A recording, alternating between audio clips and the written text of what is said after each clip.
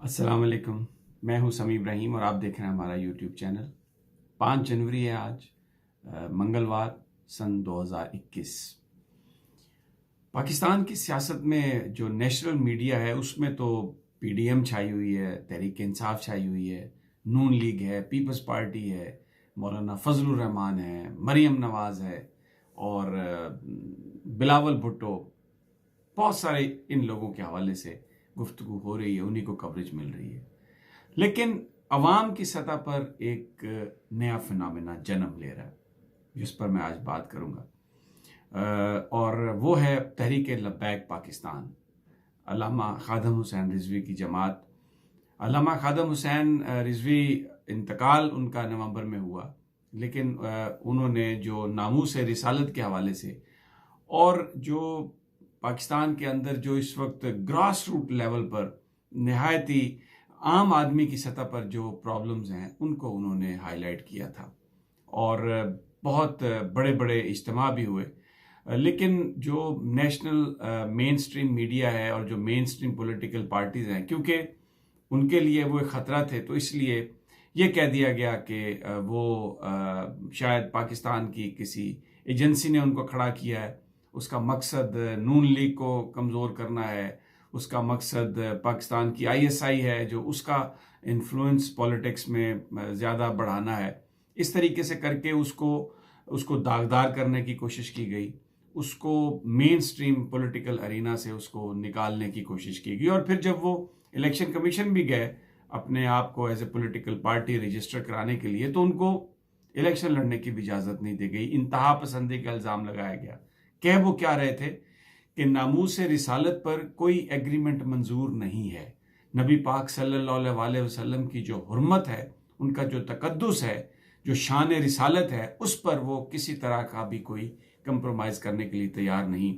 Supreme court का जो decision था, पहला जो फैज़ाबाद धरना था, जो बेसिकली इसलिए किया गया था कि कानून में तब्दीली की जा रही थी शान रिसालत के हवाले से, तो उस धरने को भी ये कहा गया कि ये नवाज शरीफ की मुस्लिम लीग नून की हुकूमत को ख़त्म करने के लिए है। और फिर उसमें जो फैसला भी जो सुप्रीम कोर्ट का आया उसमें हवाला दिया गया नामालूम अफराद और इस किस्म का तहरीक लब्बैक पाकिस्तान पर कीचड़ उछालने की बातें होती रहीं।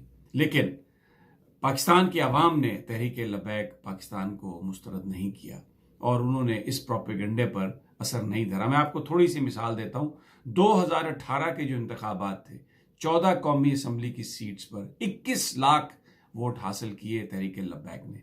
और सिंध में तो उन्होंने बिलावल भुट्टो को लियारी में, वो जगह जहाँ पीपल्स पार्टी का जो जो गढ़ था, वहां पर उन्होंने बिलावल भुट्टो को तहरीक लब्बैक पाकिस्तान के रहनुमा ने शिकस्त दी। और अल्लामा खादम हुसैन रिजवी जो थे, उन्होंने जो एहतजाज किया, जिस तरीके से वो चीज़ों को लेके आए, तो एक बड़ा उन पर यह एतराज़ था कि जी इस किस्म के काम तो रियासत करती है। आप सलमान तासीर साहब का जब कत्ल हुआ और उसके बाद मुमताज़ कादरी को जब सज़ा दी गई और वो जो सारी कंट्रोवर्सी हुई जिसपे खादम हुसैन रिजवी साहब को ये कहा गया कि ये रियासत का काम है, इंडिविजुअल का काम नहीं, तो उनका एक बड़ा सवाल था कि अगर रियासत अपनी ड्यूटीज़ में फेल हो और वो भी एक ऐसे मसले पर जिसमें नबी पाक सल्लल्लाहु अलैहि वसल्लम की शान का जिक्र हो, तो फिर मुसलमान कहाँ जाएं। बड़ा एक ये वैलिड सवाल था जिसमें उन्होंने ये कहा था कि मगरब के प्रेशर पर, बिजनेस के प्रेशर पर, आईएमएफ के प्रेशर पर, वर्ल्ड बैंक के प्रेशर पर, अमेरिका और फ्रांस और यूरोपियन यूनियन के प्रेशर पर जीएसपी प्लस स्टेटस लेने के लिए आप अपने कवानीन में तब्दीली कर रहे हैं जिससे हुर्मत रसूल मुतासर हो सकती है और हमें ऐसा कारोबार नहीं चाहिए। तो वो रियासत जो शान रिसालत के लोगों को सजा ना दे सके, तो वो बड़ा सवाल उनका एक ये था कि फिर आम आदमी, आम मुसलमान क्या करे। और शायद जो पाकिस्तान के लोग हैं वो उनके दिल से जो निकलने वाली ये बात थी उसको, उस पर उन्होंने कान धरा। और फिर आपने देखा ये 2018 के इंतखाबात, 4 सिर्फ पॉलिटिकल पार्टीज और हैं, नून league, peoples party, Tehreek Insaf और मुत्तहिदा मजलिस अमल, जो 20 लाख से ज़्यादा जिन्होंने वोट लिए हैं, और 5वीं उनमें तहरीक लब्बैक पाकिस्तान है। और फिर जो जब नवंबर में उनका इंतकाल हुआ और जो जनाजा था अल्लामा खादम हुसैन रिजवी का, वो कई दिहाइयों पिछली माजी की अगर हम देखें तो इससे बड़ा कोई जनाजा नहीं था। तो अब चेहलम जो हुआ उनका, जो मैं जिसकी वजह से ही मैं आज आपके साथ ये वीडियो कर रहा हूँ, उनका जो चेहलम था एक दिन पहले हुआ, मीनारे पाकिस्तान पर ही करना चाहते थे, सरकार ने इजाज़त नहीं दी, तो मुल्तान रोड पर उन्होंने किया और एक बहुत बड़ी तादाद में लोग वहाँ पर आए। अब तहरीक लब्बैक पाकिस्तान अपने आप को पॉलिटिक्स के लिए तैयार कर रही है।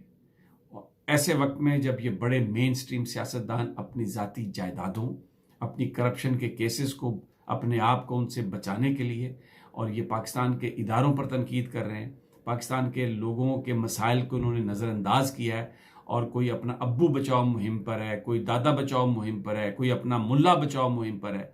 ऐसे वक्त में तहरीक लब्बैक पाकिस्तान, उसके नए जो लीडर हैं साद रिजवी, 26 साल साद रिजवी, जो अल्लामा खादिम हुसैन रिजवी के साहबजादे हैं, एक बड़ा नया उन्होंने एक वलवला दिया, एक नया विजन दिया।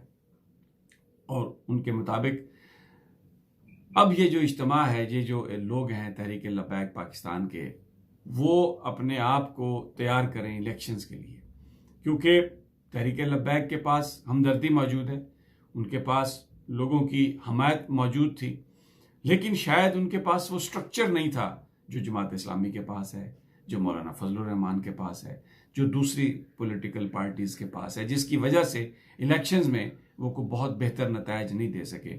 इसके बावजूद कि उन्होंने बड़े बड़े इज्तिमात किए और बहुत सारे लोग, मैं यहाँ अमेरिका में हूँ, आप यकीन करें, मैं जिस जगह जाता हूँ मुझे लोग तहरीक लब्बैक का जिक्र करते हुए नज़र आ रहे हैं।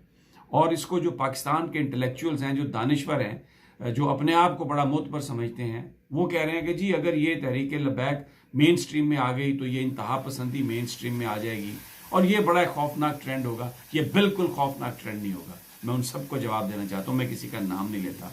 गरीबों की बात करने वाले और नबी पाक सल्लल्लाहु अलैहि वसल्लम की हुर्मत का तहफ़्फ़ुज़ करने वाले लोग अगर पॉलिटिकल मेन स्ट्रीम में आते हैं और अपना एजेंडा लेके लोगों के पास आते हैं, तो ये जो रवायती सियासतदान जो करोड़ करोड़ रुपया लेके टिकटें देते हैं और जिन्होंने अपने ज़ाती गुलामों जैसे लोगों को पार्टी अहदेदार बना के पार्टियों पर कब्जा किया हुआ है, आइन और कानून में ऐसी तरामीम की हैं कि कोई इनकी नॉमिनेशन और इनकी मर्जी के खिलाफ वोट ना दे सके।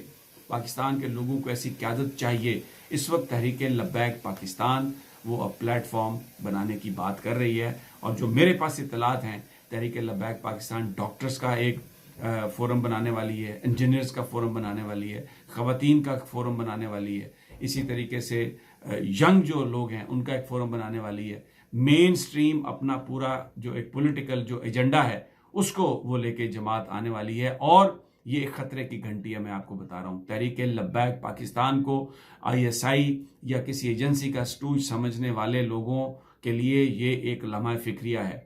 वो रवायती सियासतदान या वो मतलब परस्त और ख़ुद गर्ज लोग जिन्होंने पाकिस्तान के अवाम के नाम पर अभी तक हुकूमत की है और हुर्मत रसूल पर भी कंप्रोमाइज़ करने से बाज नहीं आते, वो जमात अब एक अवामी जमात बनकर पाकिस्तान के लोगों के पास आ रही है। और ये जो चेहलम में बड़ा उनके अंदर बीच में कुछ इख्तलाफ भी थे।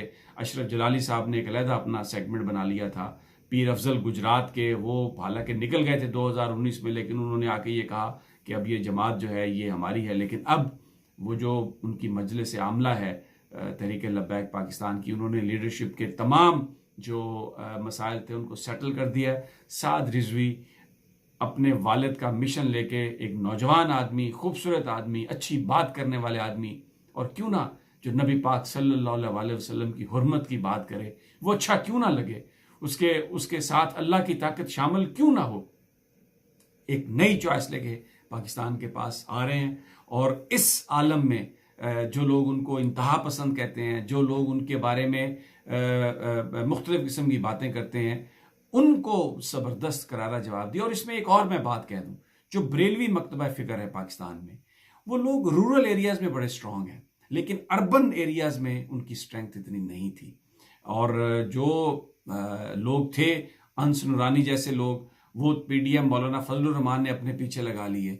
अब अर्बन सेंटर्स में जो बरेलवी ताकत है, जो वो इकट्ठा हो रही है, और वो एक ऐसे मिशन, क्योंकि देखें, जुदा हो दीन सियासत से तो रह जाती है चंगेज़ी।